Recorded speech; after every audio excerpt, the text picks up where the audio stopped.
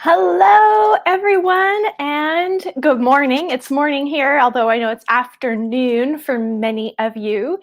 So it's so fun to see so many people from so many different places. Pennsylvania, South Carolina, Georgia, Wisconsin, Texas, Maryland. Awesome. It's always fun. You know what's fun is just to see that we are not alone. That's a big part of it. Sometimes when we're just in the throes of diapers and babies, or just our responsibility is kind of snow us under sometime, whether that involves children or not, we can feel snowed under by responsibilities. And then it can feel like we are alone in our struggles or in being the only person who's trying to do this thing well.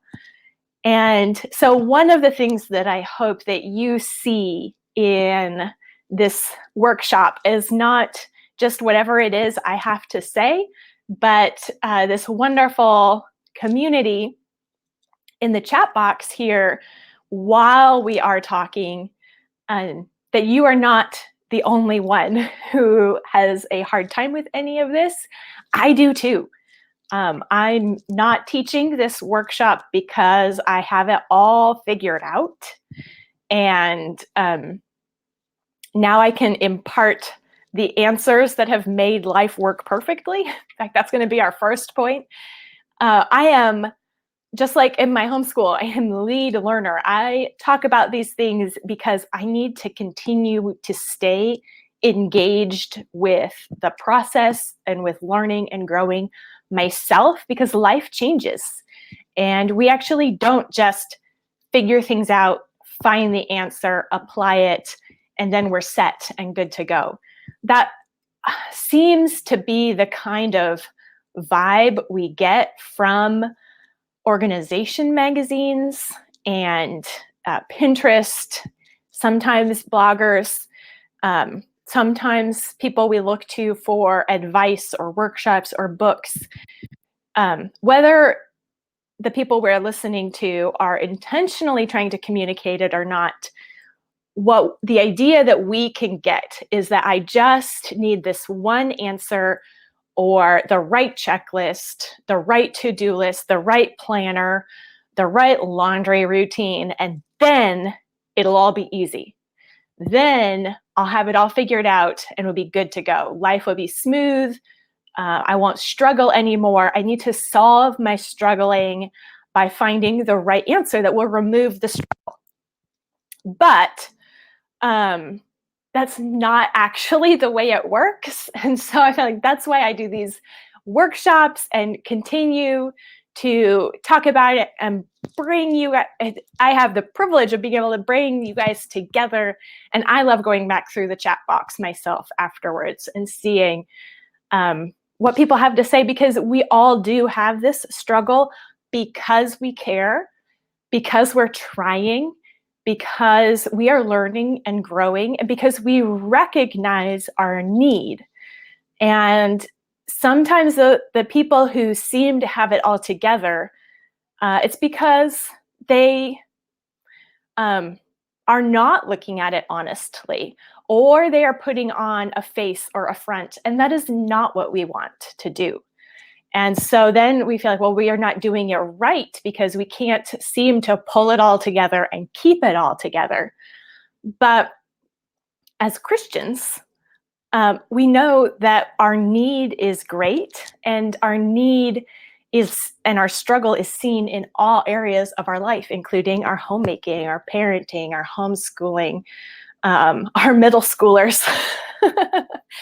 And so what we need is not the right answer that will smooth the path and make it all easy. What we need is to stay engaged with the process, to recognize what's actually going on and work with reality instead of trying to cover over reality or make our own reality. In reality, God is working in our lives. And God's purposes are not for us to have easy lives, but for us to grow in godliness in our lives.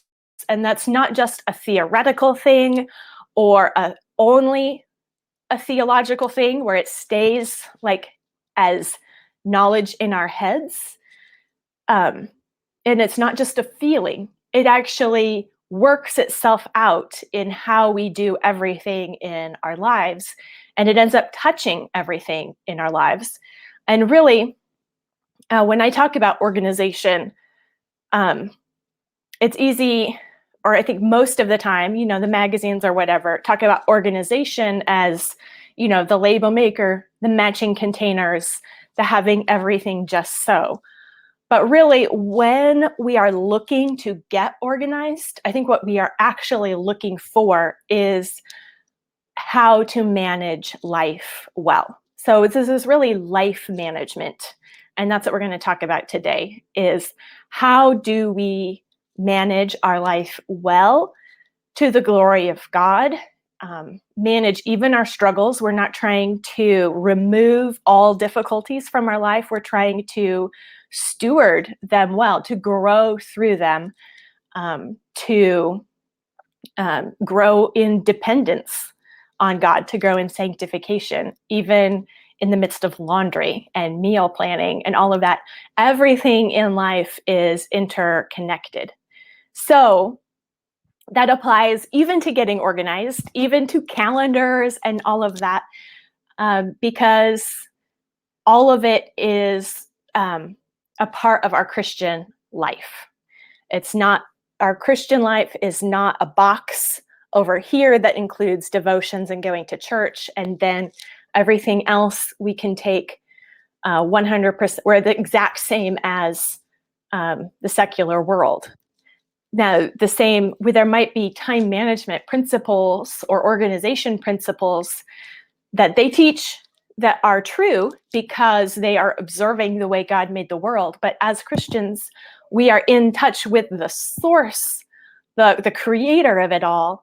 And so that informs not just the principles we work from, but it means that we know why we are doing it. We have a reason why. And our reason is not because we are trying to be more awesome ourselves. It's not self-focused for whatever kind of selfish reason. There are all kinds of selfish reasons to try to get organized. But when we approach it from a Christian mindset, from a sanctification mindset, then we realize that this is not about us becoming more awesome in and of ourselves. It is about fulfilling the responsibilities that God has given us. Scripture tells us that He has prepared good works for us to walk in. And that's our goal as we are managing our life and figuring out to-do lists. All those things are, even if it's the laundry piles, the meals, those are good works that God has called us to walk in, that He has laid out before us. And so all of this that we are trying to do better is not to earn anything or merit anything or prove ourselves. It's simply to steward what God has given us with gratitude and grace, with diligence and delight. So let's get started then, shall we? As I've been teaching about life management sort of things for the last several years, my course material has kind of grown and grown. The different programs that I have written and talked about. My signature course, Simplified Organization, I first released that 4 or 5 years ago, and it was 12 lessons, or 6 lessons, actually. It was 6 lessons, and 6 modules with a couple steps in each module. And that was the basics for getting organized. That was my goal with Simplified Organization. And about a year ago, I gave it a makeover and expanded it a little bit. And then earlier this year, I went over it again as I moved everything over to a membership model. So now instead of selling it for $99, or for a while it was $120. It's available at just $12 a month or less for the different, like if you do annual or whatever. But $12 a month is just here it all is, including the Sweep and Smile, which is about housekeeping, nitty-gritty, humble habits, which is kind of my answer to the self-care. It has prayer and drinking water, different things like that. These different programs, but simplified organization, then I expanded it even more. So now it has 3 parts. There is organizing your attitude, there is working your plan, and there is streamlining your homemaking. And each of those 3 segments have 12 lessons. And what I realized is that that's just too much. We need a getting started. We need to just get rolling. What's the bare minimum? If that feels overwhelming, where do we start? Which of these pieces out of the 36 lessons, which one, or which ones, I tried 3, I came up with 5. Which 5 practices really cut through everything? If you're in survival mode, if you're just getting started, if you feel like you're in chaos, if everything else is falling apart, what's the bare minimum to feel like you can keep going? So that was an interesting challenge, and this workshop has come out of that. These are the 5 pieces that I think we all need to keep going to approach our lives sanely. Because a lot of times when things go badly, when there's difficulties of whatever kind, or baby, or coming back from vacation mode, even moving, all kinds of things in life totally throw us off our games, throw us for a loop. Suddenly nothing feels like it's working anymore. Organizing does not mean those kind of things never happen in your life again. It means that when they happen, you know how to deal with it. And sometimes dealing with it doesn't mean that you're awesome during that time. It just means that mentally, emotionally, physically out in the world, you're not falling totally to pieces internally because of the external chaos, but you know that you can keep moving forward, that this is part of the plan, and so you can continue to take the next step. So being organized really is about being prepared, and mostly mentally, for being able to handle life, whatever life is in front of us, because God is sending it. We can handle it with his help. So being organized is wrapping our minds around that. So it's really a lot of attitude organization. It's a mindset shift more than it is a project dealing with our outer circumstances. And so these 5 practices are the core things that I think that we should all come back to when we get thrown off our game. When life throws us for a loop, we find ourselves in chaos, or maybe we've always been in chaos and we're trying to climb out. For whatever reason you are in, or think you might fall into survival mode where we can't do everything, these are the 5 things to start with. And the first thing to start with is about your attitude. It's about your mindset, and it directly answers that approach that thinks that if life is falling to pieces around us, if our control of our circumstances has failed, that we have failed. And that's not accurate. Because we are coming at this from a Christian approach, knowing the reality of God and his providence and his creation. that informs how we handle life. Because instead of being the ones who are trying to be in control, we are instead working on self-control, not situation control. So that is actually our first essential practice. That doesn't seem like it has anything to do with organization, but it is the huge first step.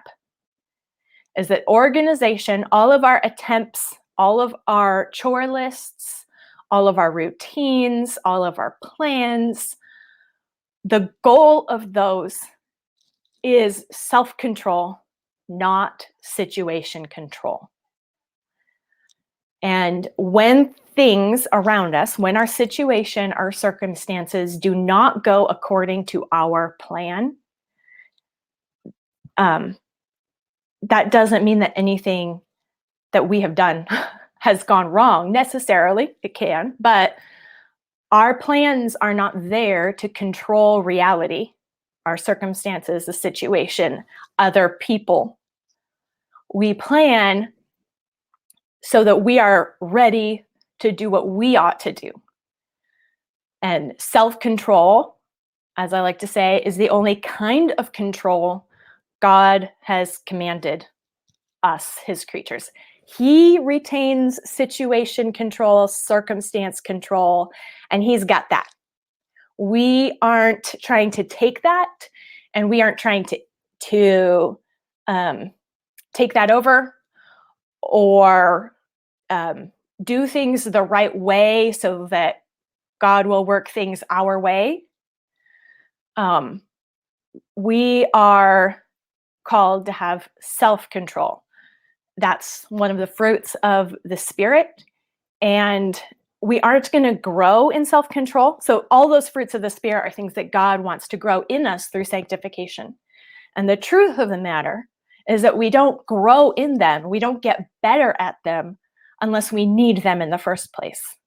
So, I could go live the life of an isolated hermit somewhere with just me and my books, and I would be perfectly happy. And I could feel holy because I wouldn't have to interact with other people.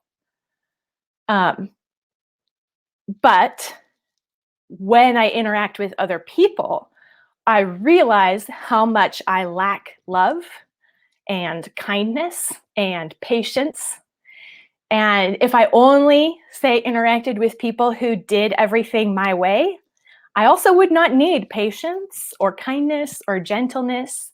So God actually places us where he places us, in our families, in our communities, our church, the world, so that we can see our lack, see our sin, and grow in obedience and holiness, grow in the fruits of the Spirit, which we aren't going to grow in or practice, like actually do. We practice them by doing them and growing by doing them.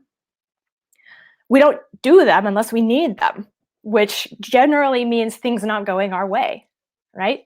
When everything's going our way, we don't need them.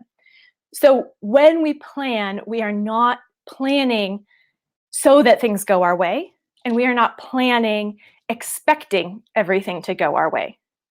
We are planning as a way to consciously take self-control, take responsibility, fulfill our duties and responsibilities.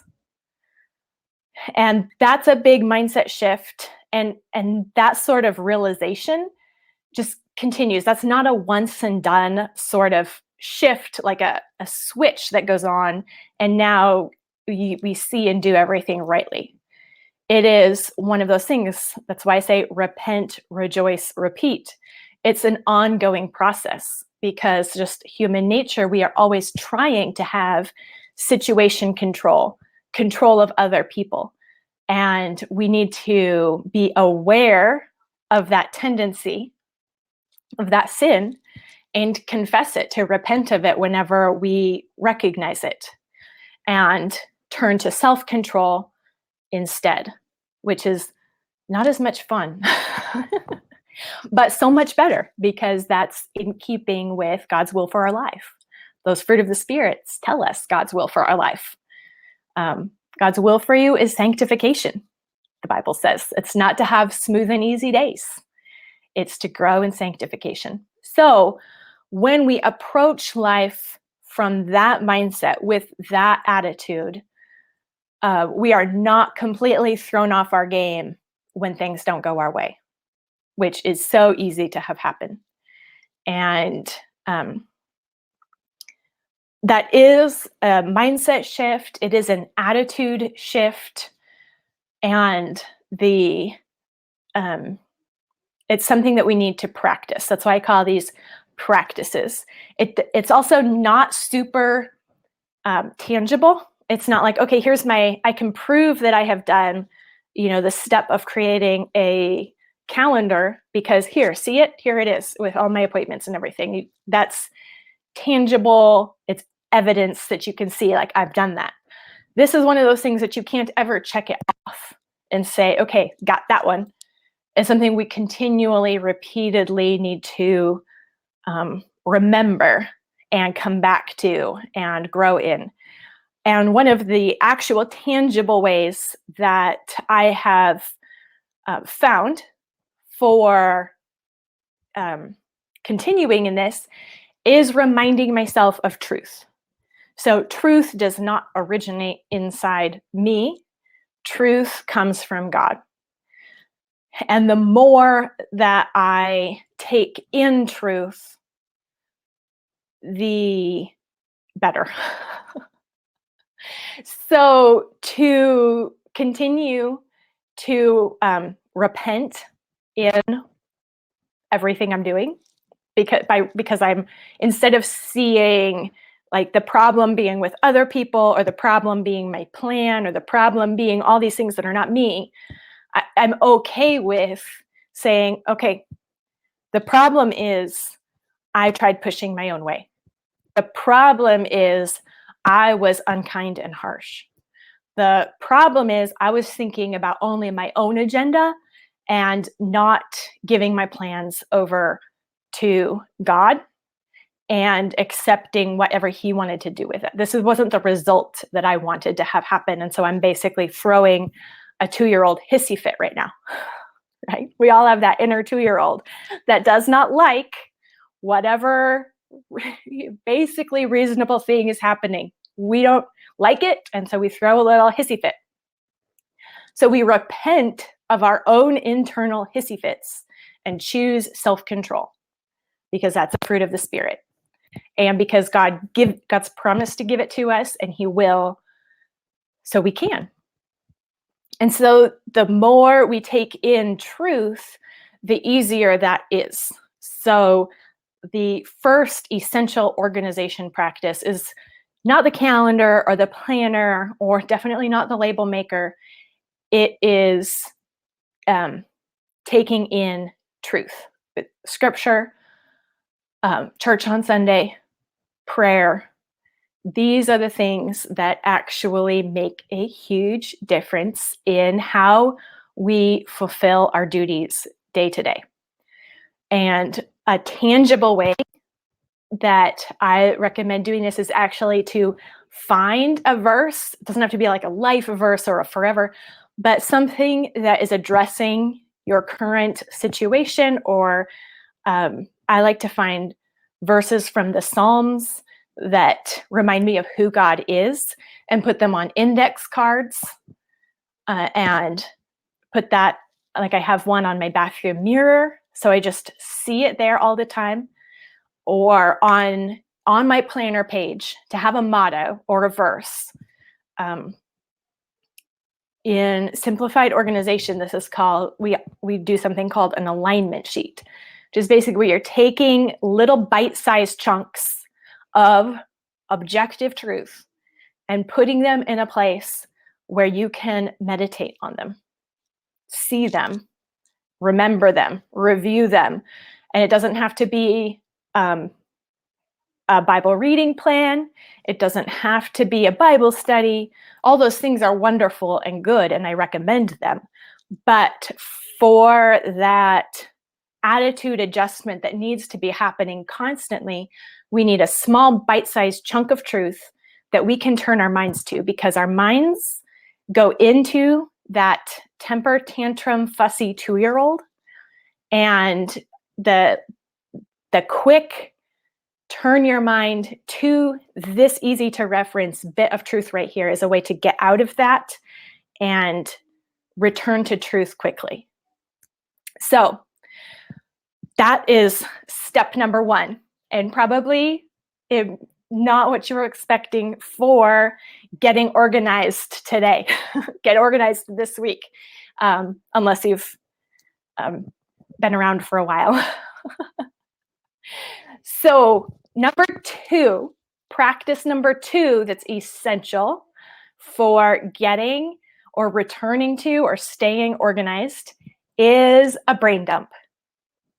And I have a free guide for doing a brain dump if you've never done one before, to kind of get everything out of your head. But the basic principle is that we have all these thoughts in our heads and they're driving us crazy. We have ideas, we have plans, we have information to remember, we have concerns and feelings and everything rolling around in our head. And that is distracting, and it prevents us from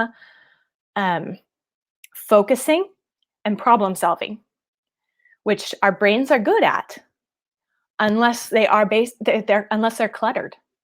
And all those swirling thoughts that prevent you from thinking in a straight line, that you know how you always remember what information you need when you don't need it, but not when you do.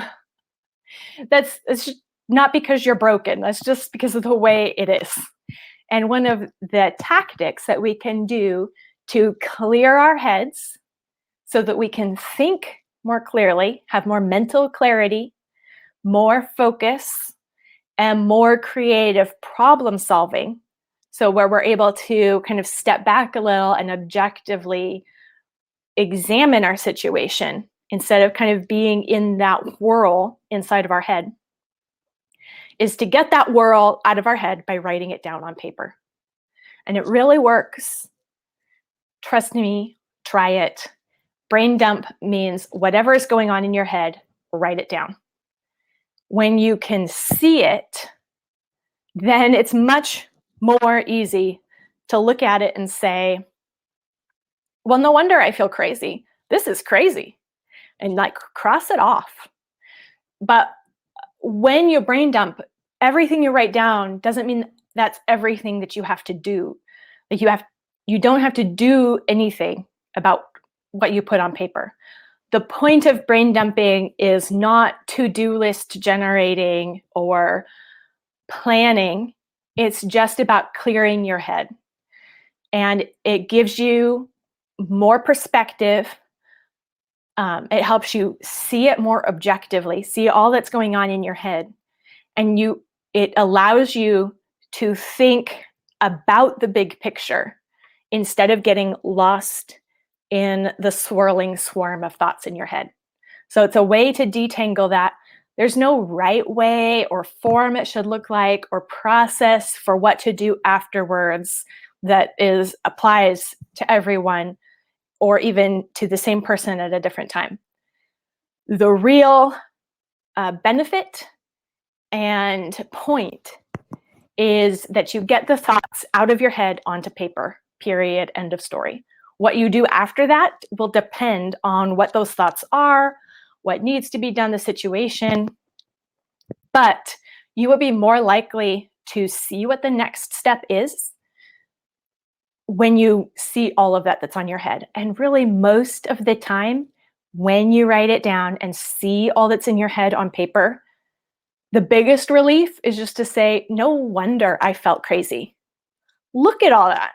All of that was swirling around in my head. And now it's out.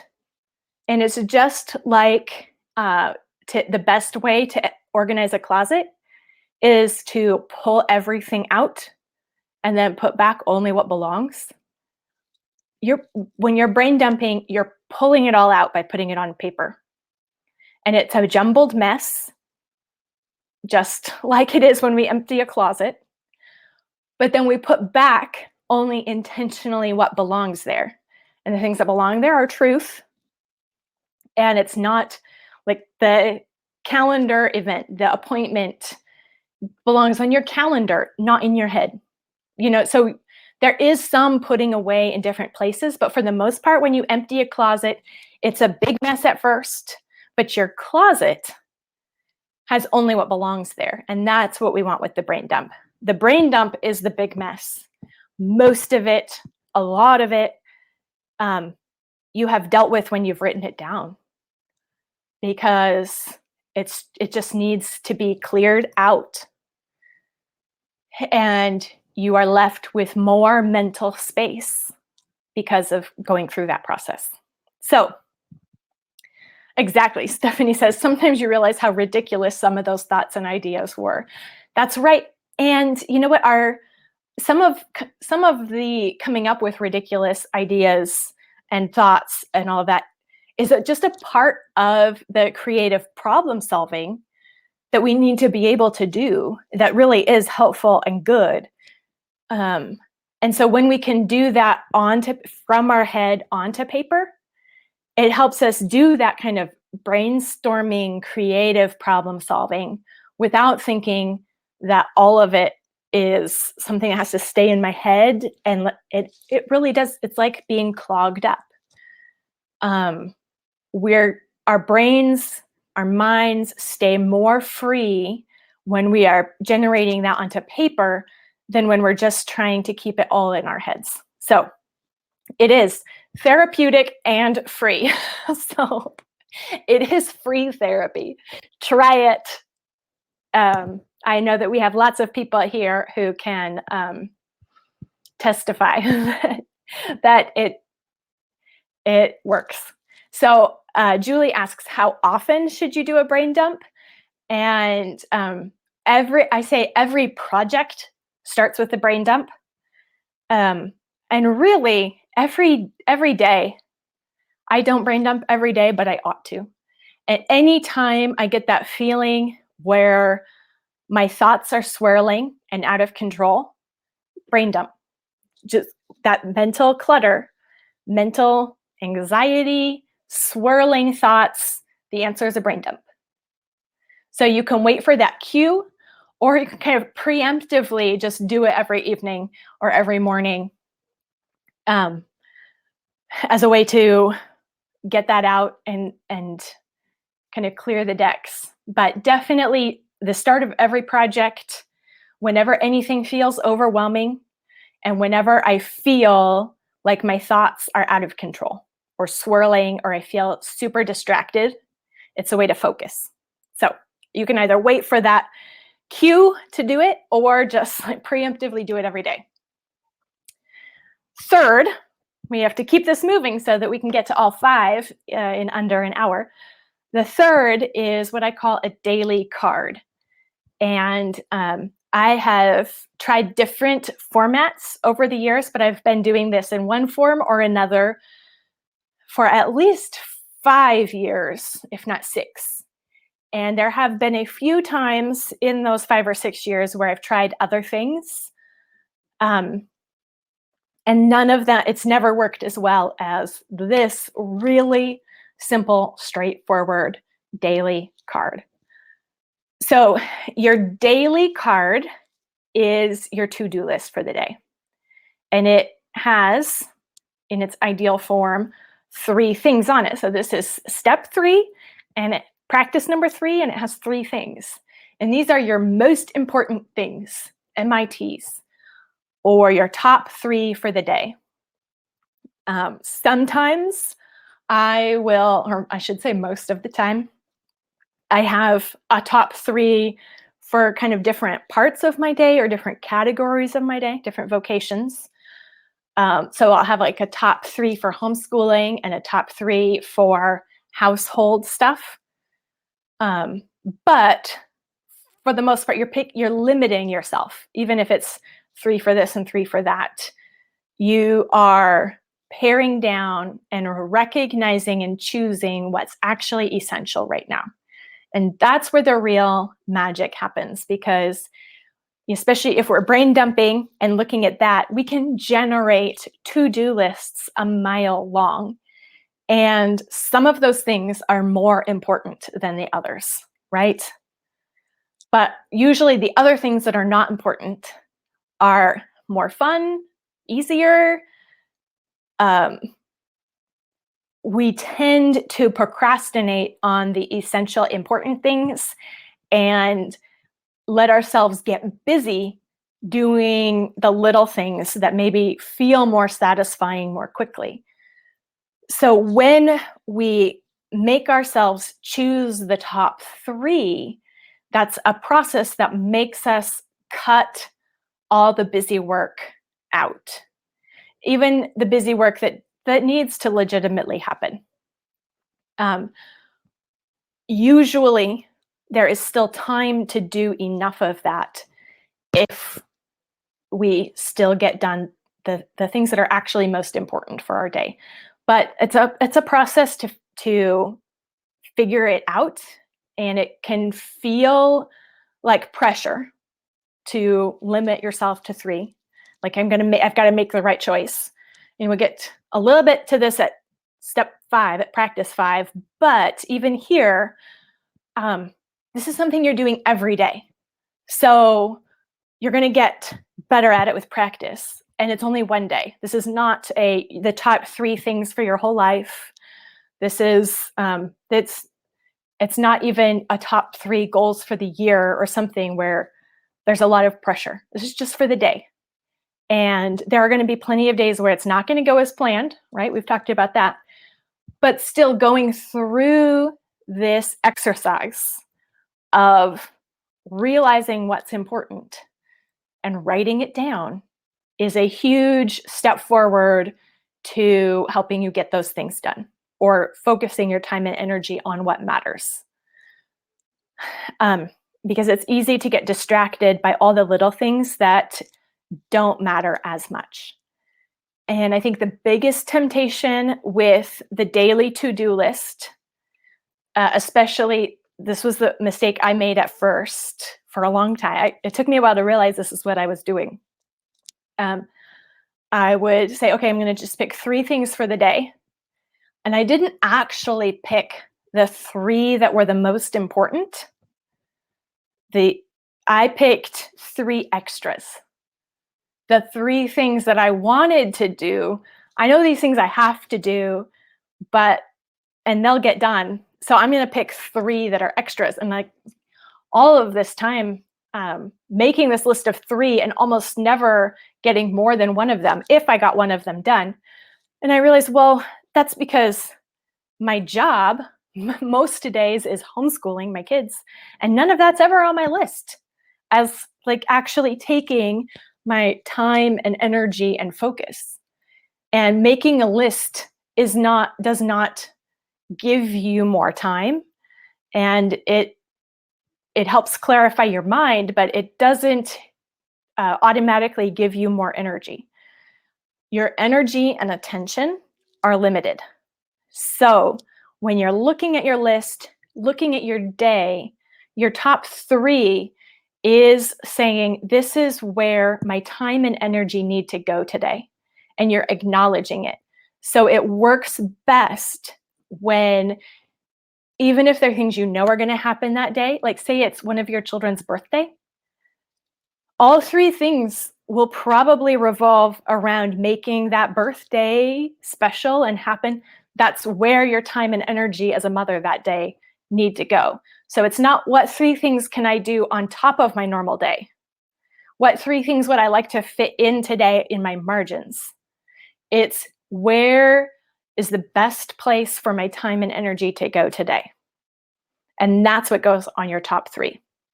And writing it out every day on a card that you see throughout the day will help. It will help your mental clarity. It will help you stay on track better. It will help give you focus. where this kind of to-do list is not the like seeing the to-do list with 20 items on it where you have to like read for 3 minutes before you've read your list, right? This is kind of like the truth card on the bathroom mirror. This is a remember this is what's important. And it's small. That reminds me, like, I am a finite being. I am limited, and this is what's actually important. So 4. I'm not sure if I'm going to keep this under an hour. I also wanted to. Okay, 4, weekly review. This one is so essential, but it is so hard. It is so hard. So if you've tried this and you just can't make it happen, you are not alone. It is hard, but just because it's difficult and it's simple in theory, it's a simple idea, but it's hard to implement. One of the things that makes it hard to implement is that we set up all kinds of expectations around it or standards for ourselves instead of just cutting through to the basics. So since this is the essential, the kind of concentrated, boiled down set of 5 practices, I'm going to give you the boiled down version of a weekly review. How to get started with a weekly review without feeling like you have to do it completely, 100% correctly to get the benefit, because you don't. Weekly review is when you basically look at your life from a planning point of view, from a big picture perspective point of view once a week. If your life was a garden, this is the weeding. It's so you are cleaning up mentally. The brain dump works really well at the weekly review. This is where you are looking at your lists, looking at whatever it is you have written down, looking at your calendar. And that helps you approach the next week with an idea of what's actually going on, what maybe you could do to be ready for whatever is happening next week. So it's your half an hour, 20 minutes of getting prepared mentally and, with whatever kind of planner or calendar you want to keep for the next week. And the planner, the calendar are really just written reminders of what's happening. So your basic boiled down weekly review is probably going to happen Friday or Saturday. And you look at your calendar. Anything that needs to go on your calendar, make sure it's there so that your calendar stays up to date.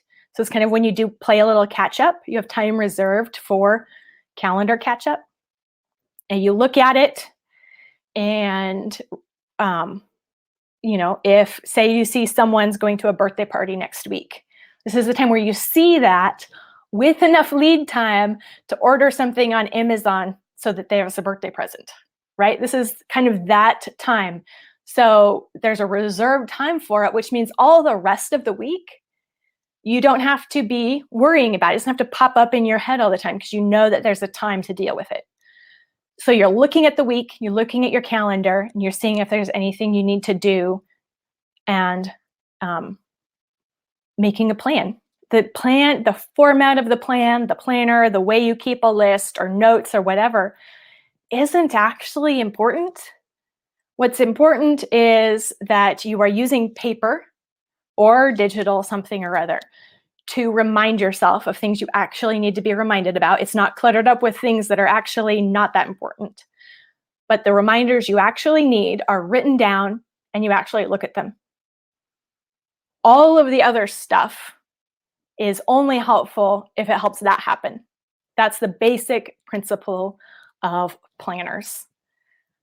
Have your reminders written down so you're not trying to keep track of them in your head, because that clears your head, and then have times built in to actually look at what you have written down.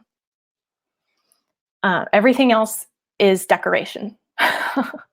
Or, streamlining and figuring out how to make that happen more regularly, more attractively, whatever. But basically, You have something to look at, and you're looking at it. So your weekly review is when you're looking at the calendar and wrapping your head around your responsibilities for the next week. 20 minutes, 15 minutes at first. It's better to get into the habit of a 15 or 20-minute quick weekly review, maybe even time yourself and don't let yourself go longer, to build the habit and to start getting that experience of the actual relief that it gives before you start adding more to it or trying to do it better, trying to make it more complicated. Because if you make it happen regularly, even if it's just your minimum viable weekly review, it's going to stick better long term because you will experience that reward on the other side, which is a clear head that feels prepared for the week ahead. And that can be addicting. So the faster you can get to that reward, the better the habit is going to stick. So that's 4. And I have a blog post called Why Moms Need a Weekly Review. Maybe Stephanie could link to that one. I link it in pretty much every weekly newsletter, and I call my weekly newsletter the weekly review, just to call out to you and also to myself that it really is key, because it can be tempting to let life crowd it out, especially on the weekend. So it really is linchpin, the key for having any kind of plan actually work long term. Okay, number 5. I can feel my voice giving way, so it's time for some sparkling water.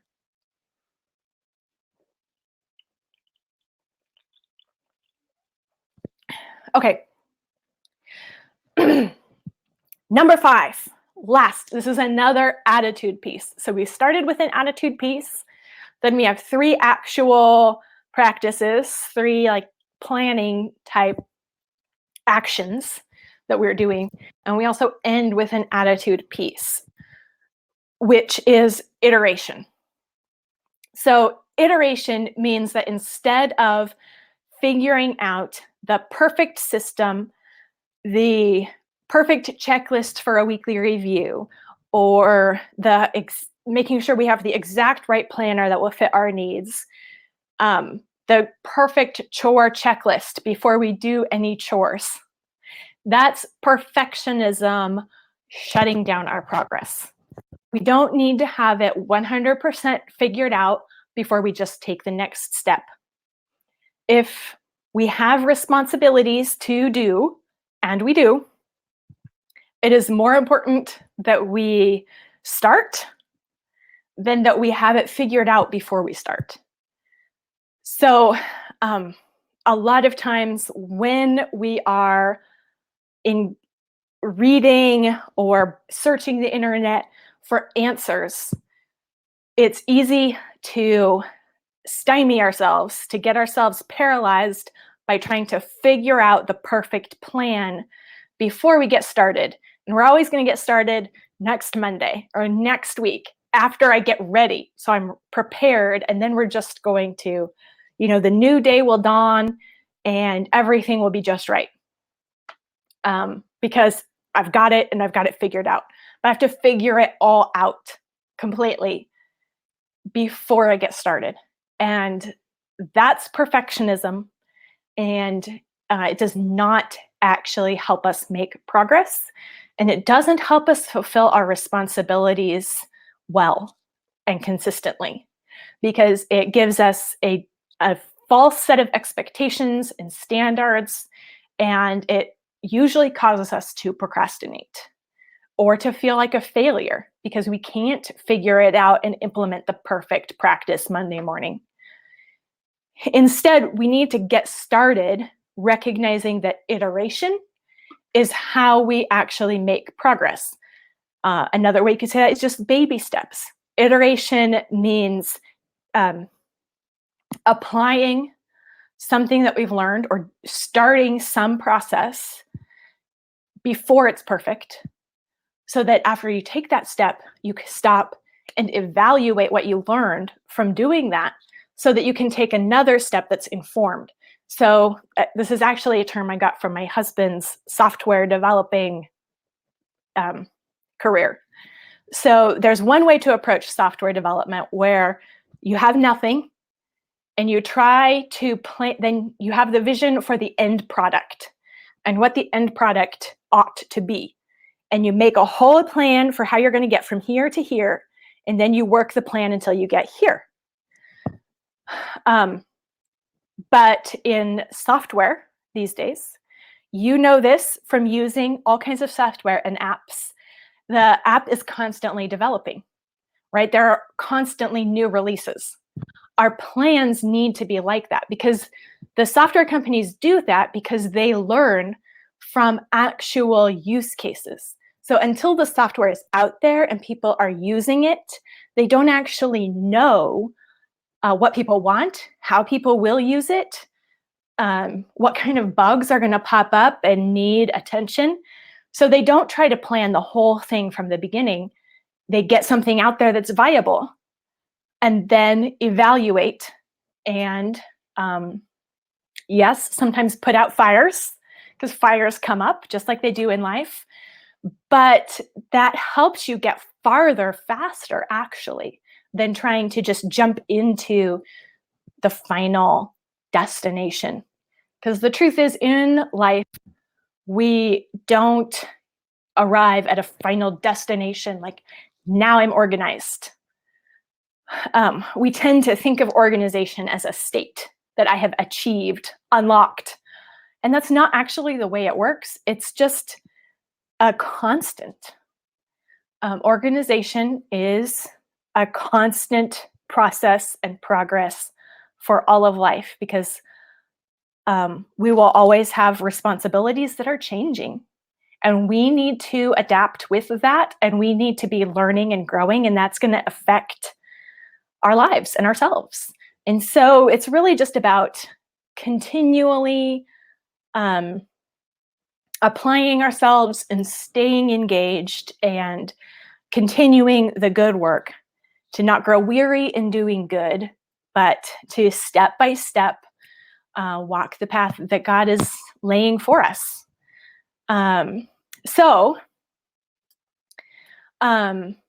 These, I know I kind of went very quickly and still am going to be over an hour through these 5 steps. So they are, quickly again for a summary if you came in late or if you just want the Cliff's Note version, the 5 things are self-control is the point, not situation control. So it's telling ourselves truth. The second is brain dump. The third is a daily card. The fourth practice is weekly review. And the fifth practice is iteration. And I know that was like a fire hose and still only scratching the surface of those 5 practices. And the practices are simple in themselves, but they take time and practice to implement. And we never really are done practicing them. We are always practicing the practices. So we're always getting better at them, but they never get us to a spot where we don't need them anymore. And that's a big mindset shift, I think, for organization. So if you want to dig deeper and build these practices and habits into your life, then I recommend joining Simply Convivial membership. I used to sell a variety of programs, like I talked at the beginning about simplified organization, which has expanded greatly since the beginning. And those ranged from $18 to $99, but now I just put everything into membership. And you can join for $12 a month. The price will go up in a month or two, but for right now, it's $12 a month. And there's everything there. But this is now a course inside membership because it is hard to know where to start. And this is where I think it's going to be best to start. So you can join membership and even just do this course, which is called Get Organized, 5 Essential Practices.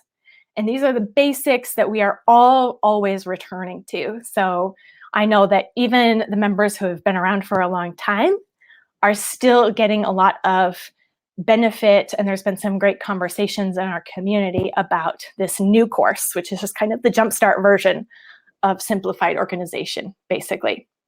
So all of the courses, including this one, are inside membership, and which also includes a vibrant community of women working to steward their resources and their responsibilities in a God-honoring way, so that we can all each work out the good works that God has called us to do wherever he has us in life. So that very first class that you'll receive when you join is this course, Get Organized, 5 Essential Practices. You actually get emails when you join for your first 2 weeks, prompting you to take the next class, the next module, and it will really hold your hand, walk you through this first essential course, as well as how to get started in Convivial Circle, which is our community chat. It's not on Facebook. It's a chat program that's entirely separate and entirely private. And so this is a newly released course, and it's the jumpstart that you need to wrap your head around your own life and manage your life with what God has called you to do. I know in Convivial Circle, we have young women who are not even married. We have grandmas and older women and kind of everywhere in between. Stay-at-home moms, homeschooling moms, moms who send their kids to school, big families, small families, moms with jobs.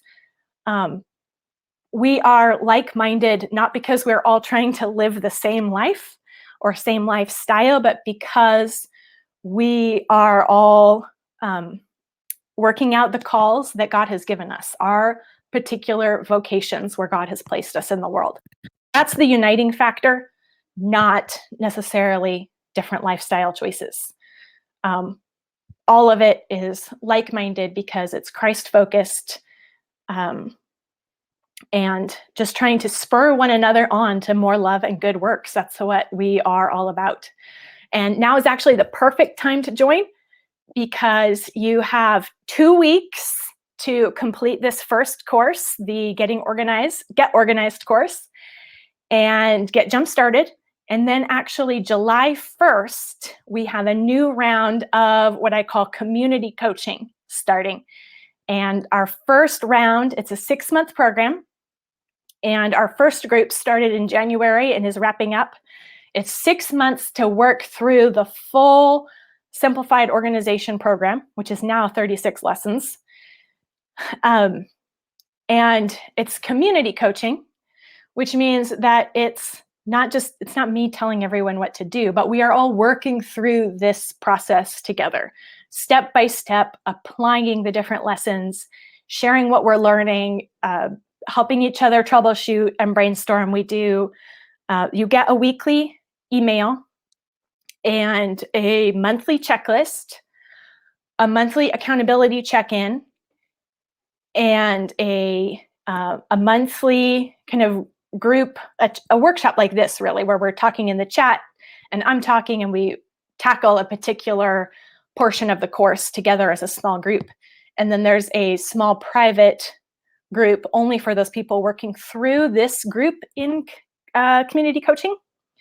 So there's a private chat for that group inside Convivial Circle that's like always sharing where they're at, sharing their obstacles, sharing their wins, sharing how they are implementing it, what it looks like in their life. And it's a great way to realize that you're not alone, that other people are struggling with these same things, but not just struggling, working at it and seeing results and having ideas to share. So it's a great way to get accountability and community camaraderie as we have a small group working through the same process together. So that starts July 1st, and it's only for members, but any member can participate. We're just going to keep it short. So there's like an enrollment period open now through the end of June, and then we'll get started. So if you join today, you have enough time to first work through the Jumpstart Get Organized course and get the basics in place. And then you can start the 6-month, really nitty gritty, address every part of life, simplified organization, community coaching. So I would love to see you there. And you can find, oops, I didn't put this up there. So you can find Simply Convivial membership by clicking the button that I'm about to put up.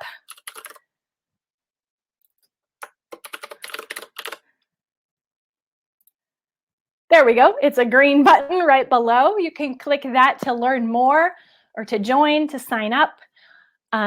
It's been great to work through simplified organization with the first group of community coaching ladies. And I know that a lot of them are going to still do it over again, because really we never really graduate beyond these things. We just continue to apply them. And that's not actually discouraging. It doesn't mean we're failing because we are still working on it. We recognize it's all iteration. We are always going to be applying these things, engaged with these things, doing so more and more. And it's actually just a part of doing life. So we get encouragement to just do life and not feel like we have to have achieved some final result in order to qualify as organized. We just are all muddling through and all learning and growing, and that's actually what it's all about. So we help each other remember that and share our small wins that maybe other people might not realize are so significant, but they are. And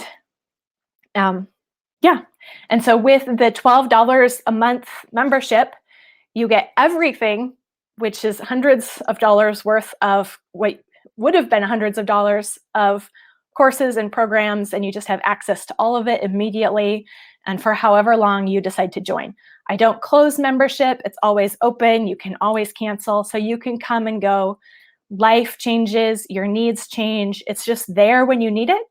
And if you don't, that's your call to make. It's just a resource that's there, and no pressure. But it is a wonderful community, I have to say.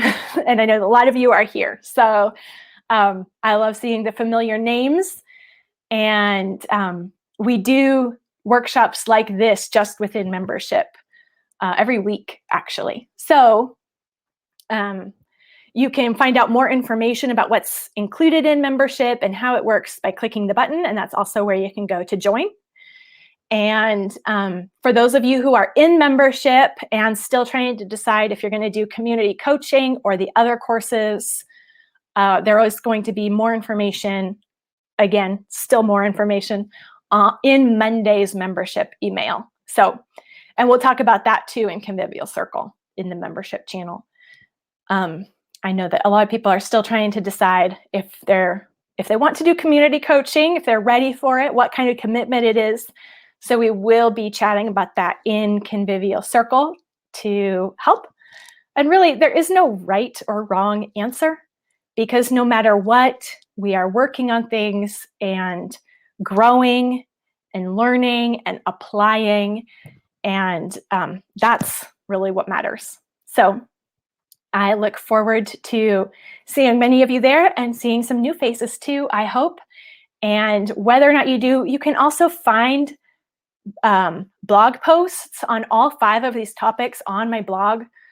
And if you sign up for my email list, you'll actually get a short, basically what this course was, but written by email with links to blog posts and that kind of thing. So we are just here to spur one another on to more love and good works. So thank you for joining me. And remember to repent, rejoice, repeat.